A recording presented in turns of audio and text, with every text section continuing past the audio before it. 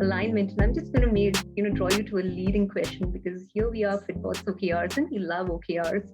And you made this amazing video on the 7-step process on OKRs, which I've liked and seen as well. So we'd love to know a little more about your experience with OKRs. How did you use that, especially when you scaled ToutApp? I think you introduced it when it was a 7-member company, and you scaled it from 1 million ARR to 7 million ARR. So love to know a little more.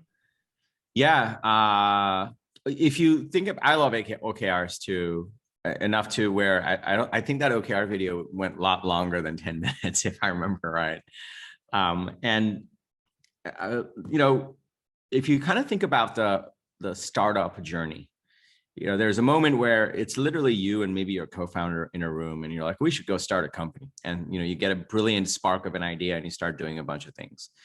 And when you have 2 people, it's fairly easy to look at each other in the eye and say, you're going to do this and I'm going to do this, and then we'll figure it out, and then we'll see if there's a thing here. And okay, so then you fast forward a few months, suppose you hit some success and you're like, you know what, this is great. We raised some money. Let's go hire 3 more people. We need 3 people. So then you bring the 3 people in. And even then with 5 people, you can kind of look around in the room and look each other in the eye and do a stand up every single day and say, all right, here's what we need to do next. As you start to approach 7 people, 8 people, 9 people, you start to hit upon a body of research called span of control. Span of control is well researched around literally what is one person, how many people is one person capable of directly managing? And it's kind of a transitive idea from how many deep friendships can one person manage?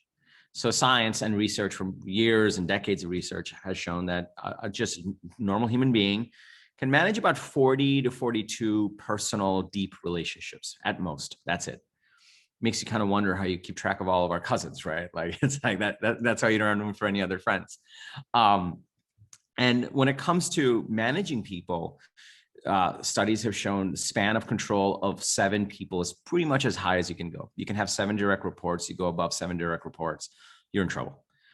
And in a startup, you're gonna go past that. There's going to be a point where you probably have 12 direct reports and you're trying to hire a VP. Like you don't have the luxury to say, we should hire a manager now. It's like, no, we need more doers. We don't need a manager. And even if we hire a manager, they need to be doing.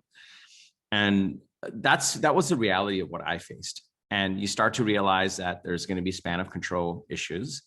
And then you start to realize that, okay, I'm hiring VPs, and how do I make sure these VPs that take over these teams are going to push as hard, have clear goals to go after, they can be measured on whether they're good or not. There's a lot of stuff that complexity just starts to come in. And I'm an engineer by trade. And so I'm a big frameworks person. We built ToutApp on Ruby on Rails. All of our new products, we still build on Ruby on Rails. Ruby on Rails is a great framework, in my opinion, still. And there are other frameworks that have followed since then. It just makes sure that you're not starting from scratch. So I was like, there must be a framework for making sure that I know what my employees are doing, that I know that we're pushing hard, that my leaders are aligned, and we're going in the same direction. It's got to be better than writing a company vision statement, which doesn't mean anything and people forget about. And so that when I did my research, I came across the objectives and key results framework. I saw the CEO of Intel, who popularized it, who's passed on since then, talk about it. I saw a number of venture capitalists who have taken it to companies like Google and Microsoft and Intel. It came from Intel. They adopted it, and I started to see a pattern that pretty much every major company in Silicon Valley that were successful were using OKRs. And success always leaves clues. So for me, I'm like, cool, if it got them success, it's going to get us success. So that's when I started to adopt it. And then I 10, 12 years later, I'm still in love with it. And I recommend it for every founder that I work with.